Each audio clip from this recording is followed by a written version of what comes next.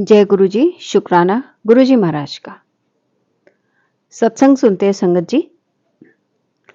गुरु जी महाराज की महिमा mouth publicity के जरिए, मतलब बताने के जरिए एक दूसरे को जैसे लोग बताते थे, क्योंकि मीडिया तो इतना था भी नहीं, लेकिन गुरु जी ने मना किया हुआ था, न्यूज़पेपर मैगजीन कहीं भी देने को मना किया हुआ था।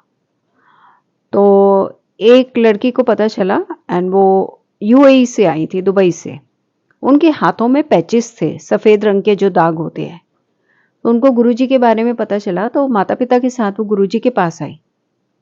गुरुजी महाराज ने जब ये लंगर प्रसाद हो गया और उसके बाद गुरुजी महाराज ने उनको देखा और बोला, किस मंशा से आए हो? जानते तो हैं अंतर्यामी है। तो उन्होंने कहा कि जी, मैं हमारी बेटी के हाथों में ये वाइट पैचेस है, हमने बहुत जगह ट्राई कर लिया, बहुत पैसा बहा लिया, लेकिन हमको कोई भी लाभ नहीं मिला। गुरुजी महाराज ने कहा ठीक है, मैं 3 दिनों में ठीक कर दूंगा। 3 दिन तक लेकिन लगातार आते रहना, लंगर प्रसाद, चाय प्रसाद, जल प्रसाद होता रहे। तो वो 3 दिन तक लगातार आए। जब वो लगातार आए तो तीसरा दिन भी हो गया। अब माता पिता बोले कि देखो, तीसरा दिन भी हो गया, कोई भी फर्क नहीं पड़ा। और जगह इन्होंने इतने पैसे खर्चे थे, लेकिन यहाँ पर इनको पैसे भी खर्चने नहीं पड़े थे। उसके बाद भी इनकी श्रद्धा में कमी आ रही थी।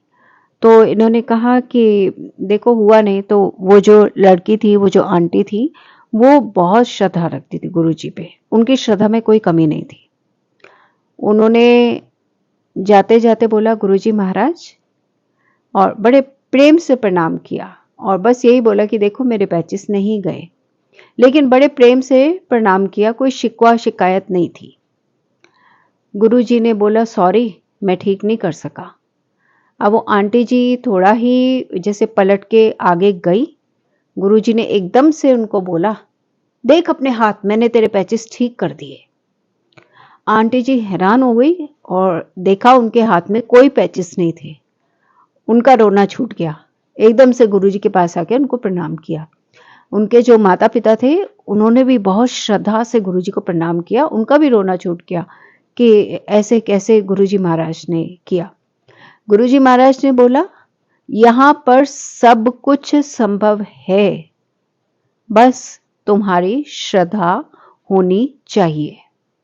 ऐसा गुरुजी महाराज ने उनको बोला। और गुरुजी तो सिर्फ भाव के भूखे हैं, सिर्फ प्रेम के भूखे हैं। इस पर हमें याद आता है, फॉरेन में एक आंटी जी जो गुरुजी से मिल चुकी थी, उनके घर में सत्संग था। फॉरेन में, अमेरिका में तो होता नहीं है हाउस हेल्प मेड। तो वो सुबह से तैयारियों में थी कि मुझे सत्संग करना है, ये बनाऊं वो बनाऊं। थक गई बहुत ज्यादा, और लेकिन काम फिर भी कर रही थी कि सत्संग है तो मुझे ऐसा बनाना है। गुरुजी टेलीपैथी से बात करते थे। उन आंटी जी को कहा भी था कि अब हम टेलीपैथी से बात करेंगे। तो एकदम से गुरुजी महाराज ने उनको टेलीपैथी से बात की और बोला, चुपचाप बैठ जा यहाँ पर, और कुछ बनाने की लोड़ नहीं। और फिर वो आंटी जी बैठ गई वहां पर। कहने का अर्थ ये है, गुरुजी महाराज भाव के भूखे हैं। हम बहुत सारी डिशेस सत्संग में लगाते हैं, उसी में टाइम बिताते हैं। सत्संग में मन हमारा लगता नहीं जब हम घर पे करते हैं, क्योंकि ये होता है अब ये सर्व करना है, अब वो सर्व करना है। उतना ही टाइम अगर हम गुरुजी से जुड़ने में लगाएं, तो उससे बेहतरीन, उससे सुनहरा, उससे अच्छा सत्संग कोई हो नहीं सकता। गुरुजी महाराज तो इतने सीधे और सिंपल थे कि एक हाथ में परांठा लेके और आचार के साथ भी खा लिया करते थे। किसी आंटी जी अंकल जी के घर जब जाते थे संगत लेके, तो कई बार इस प्रकार से भी खा लिया करते थे, क्योंकि वो प्रेम के भूखे हैं, भाव के भूखे हैं। और जैसा कि गुरुजी ने कहा कि उनके दर पे कुछ भी असंभव नहीं है, तो हम अपनी श्रद्धा ना छोड़ें। गुरुजी महाराज के ध्यान में बैठें, उनसे टेलीपैथी से बातें करें, हमें सारे आंसर मिलते हैं, और गुरबानी से भी आंसर मिलते हैं। और जब संगत बता रही होती है अपना सत्संग, तो उसको भी ध्यान से सुने, क्योंकि उनके सत्संग में भी हमारे आंसर मिलते हैं। ऐसा गुरुजी महाराज ने बताया है।